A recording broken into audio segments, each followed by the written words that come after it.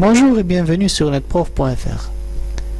Dans la vidéo précédente, on a parlé des VLAN et on a vu que la notion de VLAN nous permet de segmenter le réseau en un ensemble de groupes de machines qui peuvent communiquer entre elles au sein du même groupe, mais pas de communication entre deux machines de groupes différentes. D'accord? Donc, essentiellement utilisé pour des raisons de sécurité, d'accord, et pour limiter la diffusion. Aujourd'hui, on va parler du trunking. On a besoin du trunking quand il s'agit de plusieurs switches qui utilisent la notion de VLAN. Donc, qu'est-ce qu'on a ici? On a deux switches, d'accord, connectés par une cascade classique sur le port C1 et C2, et on a VLAN A sur les 12 premiers ports, VLAN B sur les 12 autres premiers ports. On a une machine M1 connectée sur le premier port de VLAN A du premier switch et une autre machine sur le switch au-dessous. Alors, la question qui se pose maintenant, est-ce que M1 peut communiquer avec M2? A priori, oui, voyons. Alors, j'ai ici une cascade. Donc, le switch en haut connaît que M1 se trouve sur le port numéro 1 du VLAN A. Et il connaît M2, on suppose qu'il connaît M2 sur la cascade, c'est-à-dire sur le port C1. D'accord, ça c'est la table de commutation du switch en haut. D'accord. Maintenant, j'ai une trame de M1 vers M2. Donc, l'adresse MAC destination, c'est M2. M2 se trouve sur le port de cascade.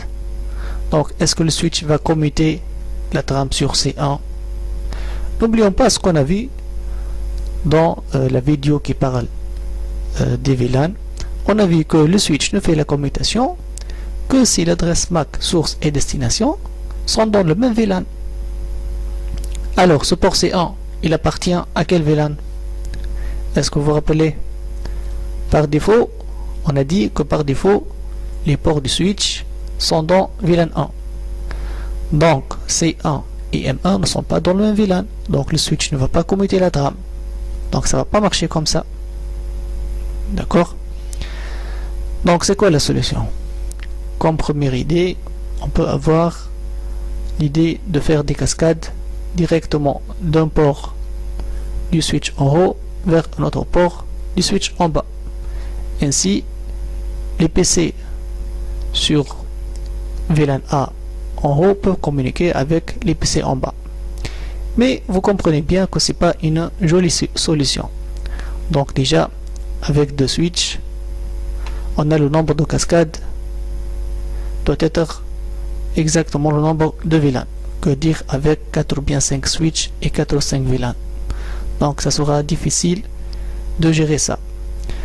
Qu'est-ce qu'on veut? Donc on veut éliminer ces cascades directes et utiliser la cascade classique de C1 et C2. Mais ce port ne doit pas appartenir ni à VLAN A ni à VLAN B. Il doit appartenir aux deux VLAN en même temps. Parce que supposons que C1 et C2 sont dans VLAN A. D'accord, VLAN A, la communication va être faite sur VLAN A, mais VLAN B et les PC sur VLAN B ne vont pas communiquer. Et vice versa. Donc, on a besoin que cette cascade soit en même temps dans VLAN A et VLAN B pour que les PC ici puissent communiquer avec les autres machines en bas. De même pour VLAN B. Donc, en conclusion, on a besoin de quelque chose qui ressemble à ça. Un port de cascade multicolore. Ni le VLAN rouge, ni le VLAN bleu. Donc, quelque chose qui supporte les deux VLAN. D'accord?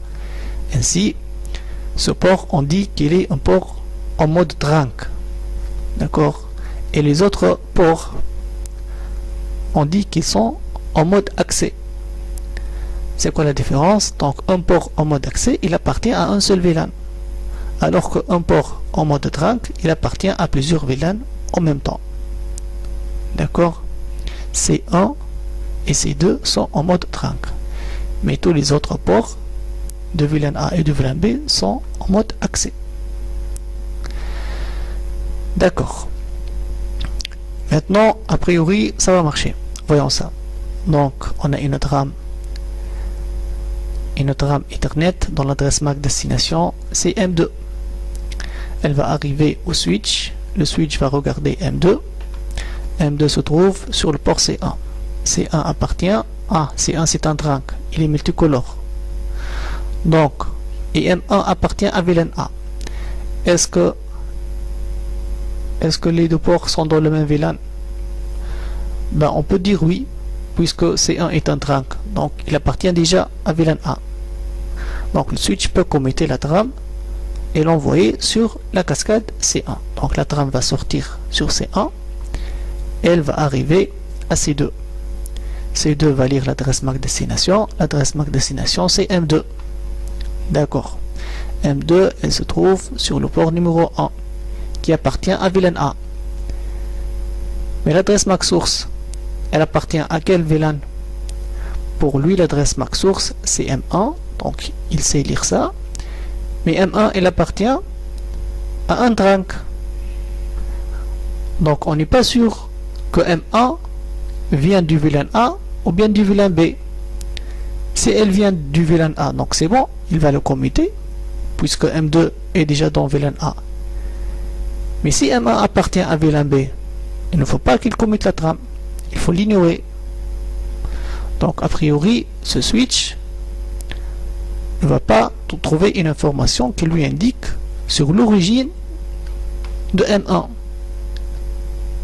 D'accord? Rien ne dit dans la trame que M1 vient du VLAN A. On sait que M1 vient sur un trunk. Donc, on ne connaît pas l'origine du VLAN de M1. D'où on a besoin d'insérer cette information quand la trame sort de C1. Donc, ici, le switch en haut, quand il va envoyer la trame sur C1, il va ajouter quelque chose dans la trame qui indique le VLAN de l'adresse MAC source, c'est-à-dire M1. Alors, donc, on a créé un standard qu'on appelle 802.1q. Donc, c'est une norme, c'est un standard. Donc, les switches doivent suivre ce standard pour qu'ils puissent fonctionner ensemble. On s'est dit que voilà l'entête de l'Ethernet. On a l'adresse MAC source, l'adresse MAC destination et les autres champs de l'entête. On s'est dit qu'on va insérer ici une information qu'on appelle le tag. Donc on va insérer ici un tag. Et dans ce tag, on va dire que cette trame utilise la norme 802.1q et que la trame appartient au VLAN X. VLAN 1, VLAN 2, VLAN 3, VLAN 4, etc. D'accord? Donc, ainsi, le switch en bas va connaître l'origine de la trame, c'est-à-dire M1, si il va savoir si M1 vient du VLAN A ou bien de VLAN B. Donc, en utilisant et en analysant la valeur du tag, il va savoir l'origine de M1, ainsi il va décider s'il va commuter la trame ou bien l'ignorer. Mais attention à ne pas tomber dans la confusion qui dit que le tag est ajouté au niveau du port accès. Pas du tout. Le tag est ajouté au niveau du port de cascade. D'accord? Donc ici, quand M1 va générer la trame, elle ne va pas insérer le tag. Le tag est inséré seulement ici. Quand C1, quand le switch va envoyer la trame sur C1. Et puis ce switch en bas, quand il va recevoir la trame, il va lire le tag et puis il va supprimer le tag et envoyer la trame vers M2. Donc M1 et M2 ne vont pas voir ça. C'est quelque chose qui est entre les deux switches. On peut voir le tag seulement sur le trunk. D'accord? Donc si vous faites capture de trame ici, vous serez capable de voir le tag inséré.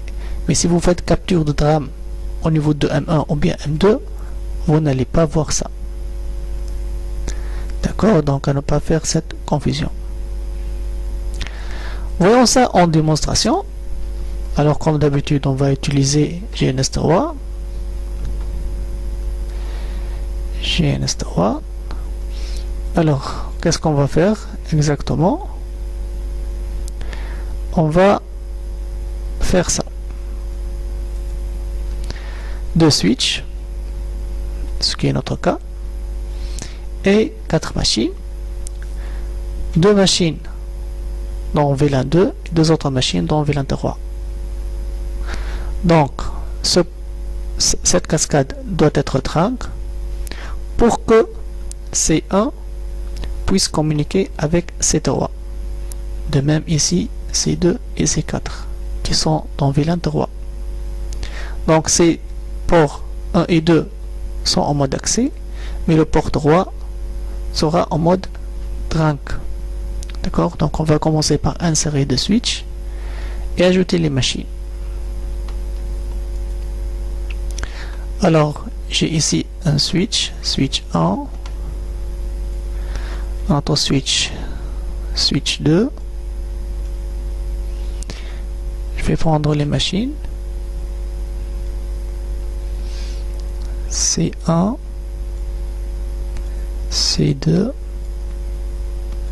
C3, C4. Alors j'utilise comme d'habitude Virtual PC. Voilà. Je change les couleurs pour que ce soit plus clair.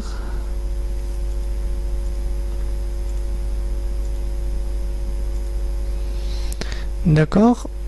Et je définis comme d'habitude les ports.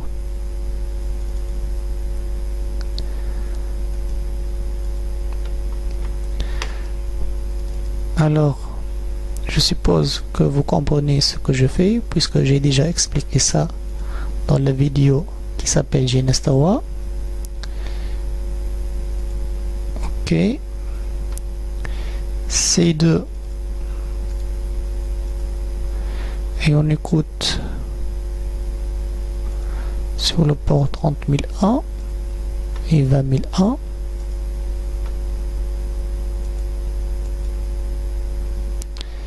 C3 et on écoute 30002 et 20002.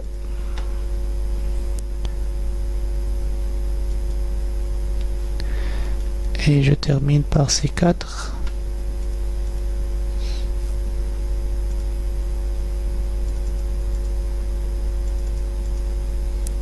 Voilà, j'espère que j'ai pas fait de faute.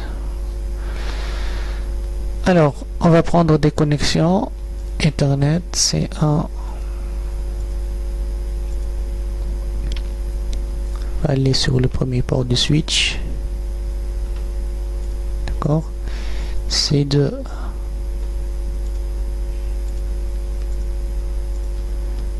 sur le deuxième port du switch. Voyons ça. Donc premier port sur C1, deuxième port sur C2. Je fais la même chose ici.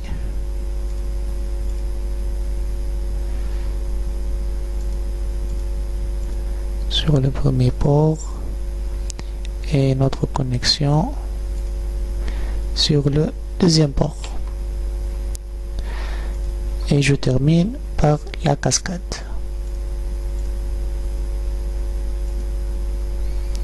Alors, je dois m'assurer que la cascade est sur le port 3, d'accord. De même pour switch 1. Donc, c'est le port 3 qui doit être en mode trunk. Maintenant, comme ça, toutes les machines sont en VLAN 1. Donc, il y a une communication normalement entre toutes les machines. Je vérifie ça. Je suis sur PC1, je fais ping 192.168.1.2. D'accord, point 3. Point 4. Ça marche. Alors, on a dit que le port 1 doit appartenir à VLAN 2. Donc on va faire ça au niveau du switch. Le port 1 doit appartenir à VLAN 2. il est en mode accès, mais le port 2 il appartient à VLAN 3, il est en mode accès. Par contre le port 3 qui est le port de cascade, il doit être en mode trunk en utilisant 802.1q. D'accord, appliquer.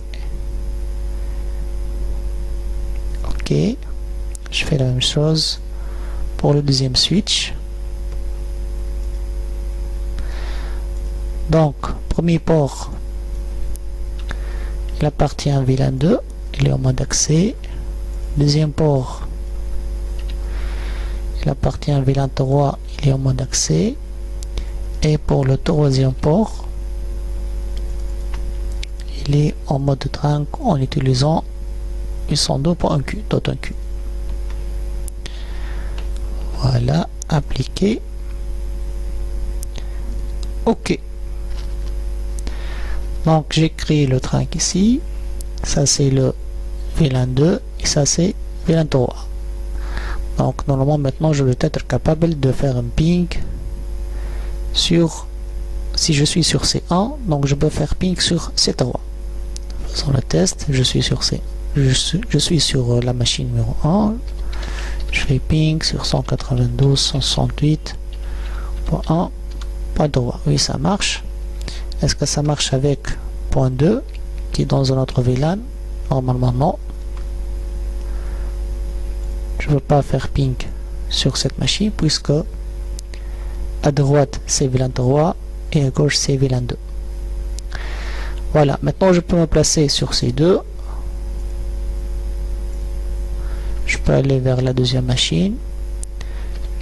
Je dois être capable de faire ping sur 192.168.1.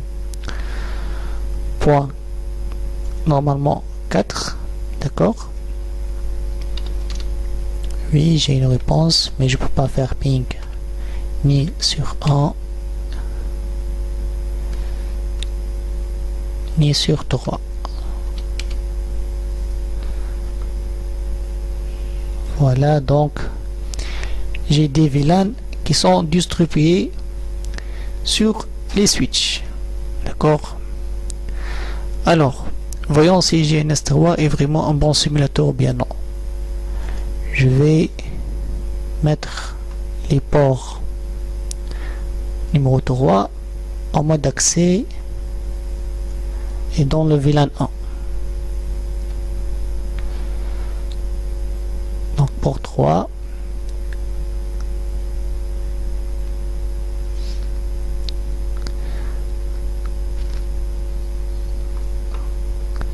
Comme s'il n'a pas accepté la commande. Est-ce que c'est possible de changer le port 3 en mode accès? D'accord, dans VLAN 1, donc pas de trunk. Ok. Je fais la même chose pour C1. Qu'est-ce qui se passe si je n'ai pas de trunk? Le port numéro 3 est en mode accès. D'accord. Alors, si GNS3 est un bon simulateur, ça doit pas marcher entre C1 et C3. Donc, je vais aller sur la machine 1. Est-ce que je peux faire ping sur 192.168.1.3? Normalement, ça doit pas marcher. Et oui, ça ne marche pas parce que j'ai pas de trunk. D'accord, donc bravo GNS3, il a bien compris qu'il n'y a pas de trunk ici. Donc, pas de communication même au sein de même VLAN. Je peux faire aussi le même test au niveau de VLAN 3. Je vais aller sur la machine numéro 2 et je vais essayer de faire un ping sur 192.168.1.4 qui est normalement dans VLAN 3 aussi, mais ça marche pas parce que pas de trunk configurer entre les deux switches. Et c'est comme ça que ça doit être. D'accord? Alors revenons donc pour conclure, pour résumer ce qu'on a vu.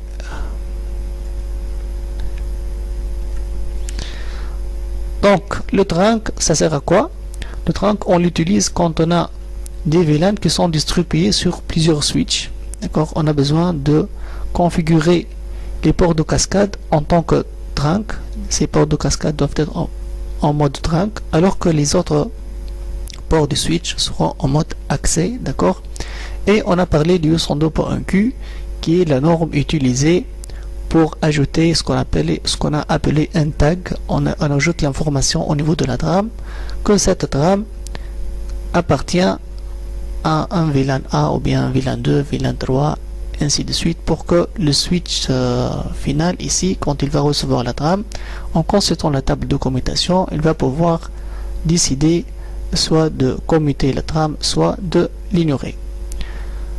Voilà, juste une remarque avant de finir, c'est que bien sûr, quand vous achetez un switch, il vaut mieux s'assurer qu'il utilise la norme 102.1Q pour qu'il soit compatible avec les autres switches existants qui normalement utilisent cette norme. Je vous remercie pour votre attention. Merci et au revoir.